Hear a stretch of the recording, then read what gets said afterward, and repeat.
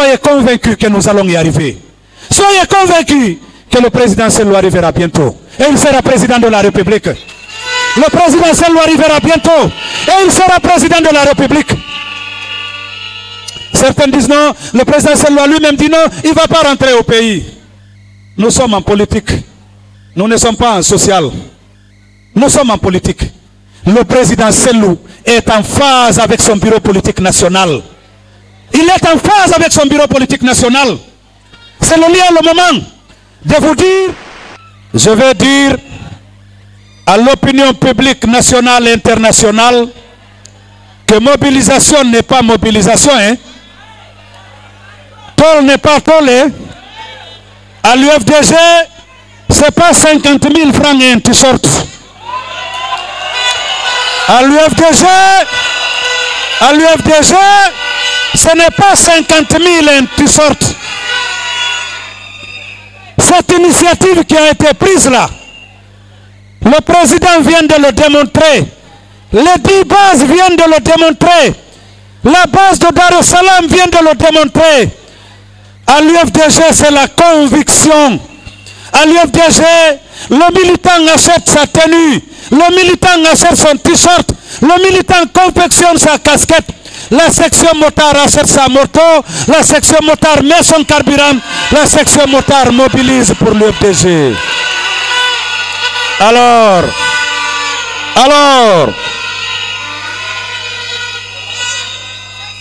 s'ils veulent voir de la mobilisation, qu'ils sortent du 2 poids 2 mesures. S'ils veulent voir de la mobilisation, s'ils veulent voir un carnaval, mais ils savent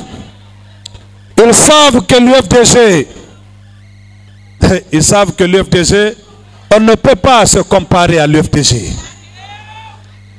Tout ce qu'ils ont essayé, on laissait soit des plumes, mais même parfois des dents. C'est évident. On ne se compare pas à l'UFDG. En matière de mobilisation, en matière d'élection, on ne se compare pas à l'UFDG. En matière de leadership et de sa popularité, on ne se compare pas à Selou Dalein Diallo. C'est ça la vérité. Alors, s'il s'agit de mobiliser, s'il s'agit de démontrer, s'il s'agit de réceptionner, ils n'ont qu'à permettre à tous les Guinéens de s'exprimer de la même manière. Ils n'ont qu'à permettre à tous les Guinéens de manifester. Parce qu'aujourd'hui, nous avons l'impression de vivre dans une nation à 2 républiques. Une seule nation, mais 2 républiques. Il y a une première république. Il y a une justice. Il y a une sécurité. Il y a des forces de défense et de sécurité. Il y a une administration pour la première république. C'est ceux-là qui disent ad vitam aeternam, pas de retour à l'ordre constitutionnel, pas de démocratie, pas d'état de droit, pas d'élection en République de Guinée. Ceux-là, on les applaudit. Il y a une justice pour eux, il y a une sécurité pour eux, il y a une administration pour eux. L'autre république de la même nation, c'est nous, les citoyens pro-démocratie. C'est nous, les citoyens pro-démocratie. C'est ceux-là qui se battent pour améliorer les conditions de vie des Guinéens. L'autre république de la même nation, c'est vous la presse. Ce sont les acteurs de la société civile, conscients des enjeux et des défis à relever. C'est nous les acteurs politiques qui voulons une démocratie apaisée pour enfin développer notre pays. Pour que de la minière à la cimenterie, nous puissions rouler en 5 minutes. Aujourd'hui, tentez de rallier du Breka. Il vous faut 3 heures de temps. Souza est témoin. Souza est témoin. 3 heures de temps pour aller à Dubreka. Moi, je partais chaque 2 semaines à la baie. Mais maintenant, c'est chaque 3 mois. Parce que de Mamoun à la baie, il me faut 7 heures de temps pour moins de 150 km. Et donc, qu'on permette à une partie de la population de dilapider de façon, dans toute impunité, les ressources du pays, de faire l'achat de conscience, de braver ce qu'on appelle les interdits entre guillemets, parce que pour nous, ce que la charte a consacré n'est pas du tout interdit. Et donc, si on veut voir de la mobilisation, qu'on permette aux autres Guinéens, les Guinéens les plus nombreux, je dis bien les 90% de Guinéens qui se battent pour la démocratie, pour l'état de droit, pour le retour à l'ordre constitutionnel, qu'on nous permette également de manifester. Je crois que ça ne prendra pas 72 heures si on nous permet de manifester. Parce que notre seule section motard suffira. Et donc tout ça, c'est pour démontrer, pour magnifier, pour montrer combien de fois la section motard est importante pour l'UFDG. Aujourd'hui, elle est implantée sur l'étendue du territoire national. Il y a des bases de la section motard partout dans notre pays.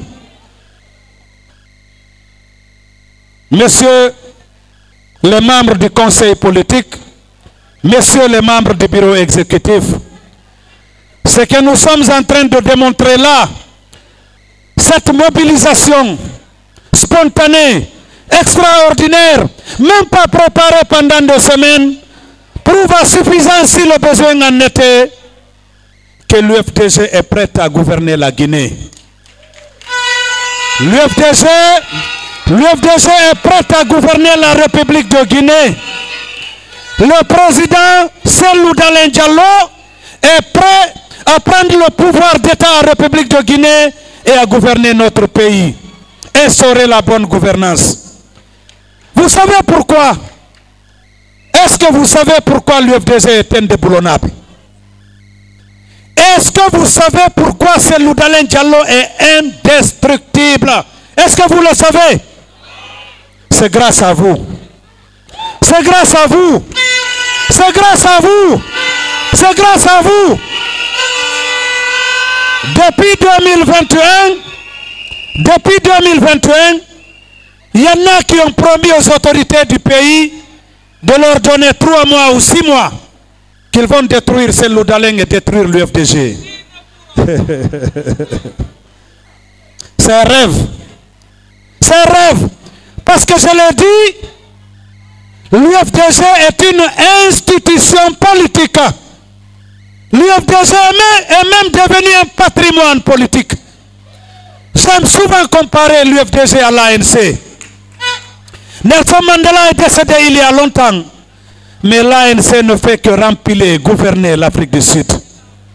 Et rassurez-vous qu'après la fin de la transition le 31 décembre 2024, Cellou Dalein sera élu président de la République.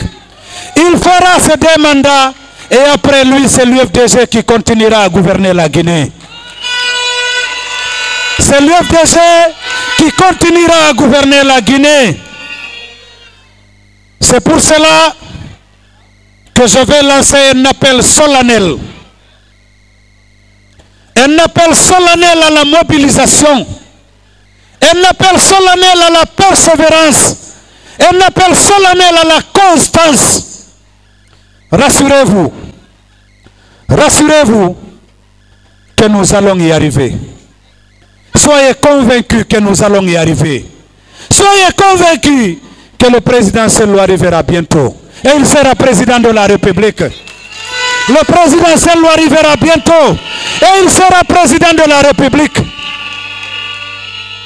Certains disent non, le président Cellou a lui-même dit non, il ne va pas rentrer au pays.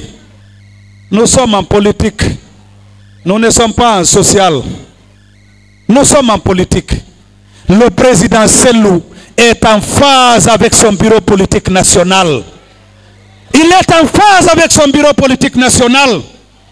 C'est le lieu, le moment de vous dire que nous avons bouclé les congrès de fédération pour la zone de la Moyenne-Guinée. Si vous ne nous avez pas vus ici pendant plus de 3 semaines ou de 2 mois, parce que nous étions en mission à l'intérieur du pays, nous avons fait 12 fédérations pour la Moyenne-Guinée. Aujourd'hui, des bureaux légaux et légitimes sont installés. Nous avons fait plus de 150 sections et nous avons fait réinstaller plus de 1000 comités de base.